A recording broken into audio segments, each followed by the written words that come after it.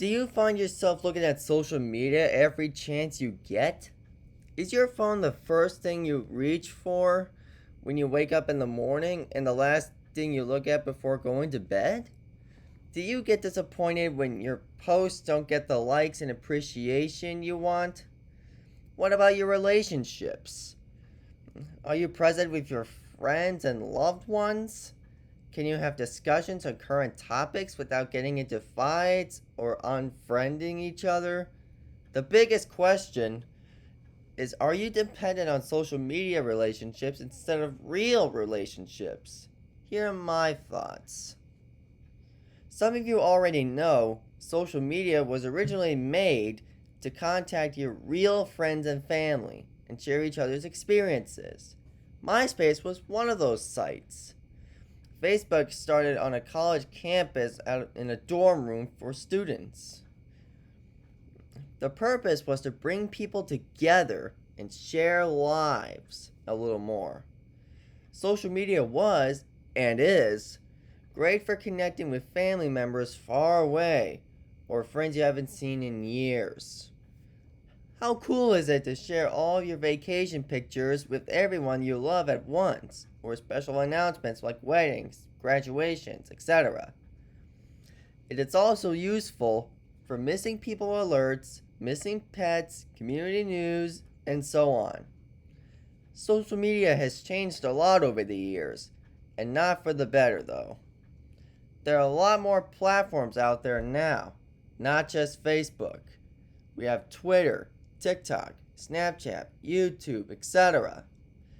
All of them have their own good points, but it's hard to tell what's real and what's not. How does social media distort our self-image? We became a society that has unrealistic expectations and standards of beauty.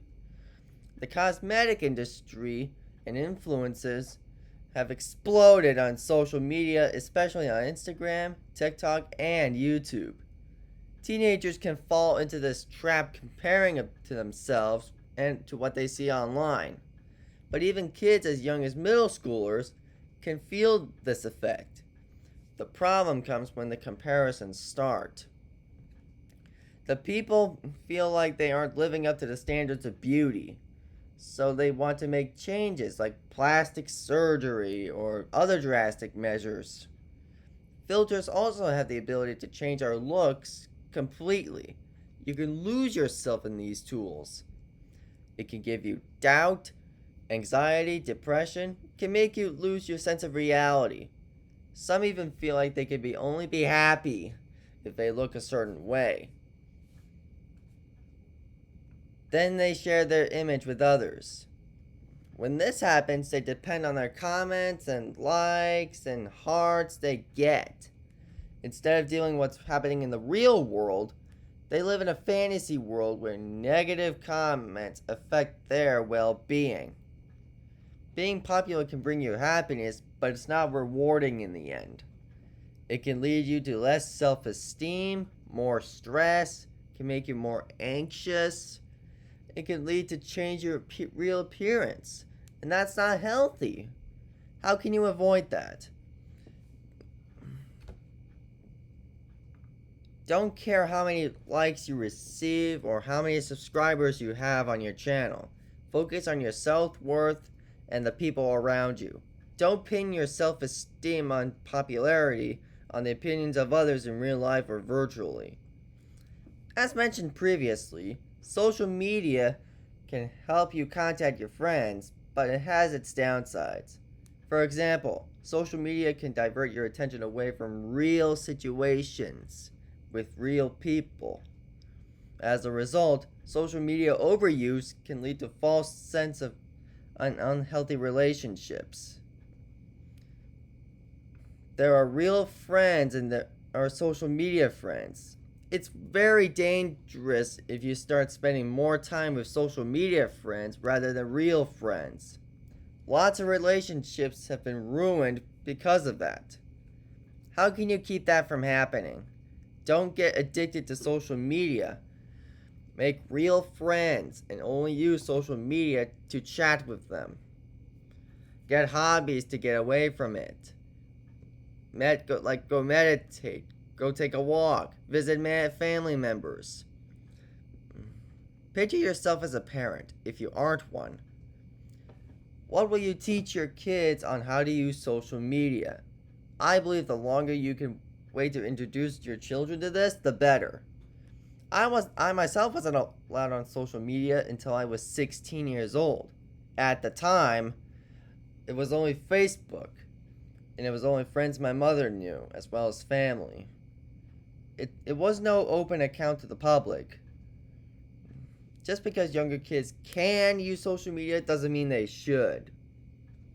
I'll do the same with my kids. It's critical that kids get their self-esteem and confidence from their family and not outside sources. Picture yourself as a parent again. What can you teach your kids when it comes to understanding those that don't share the same political views? One of the things to remember is to teach kids fact versus opinion.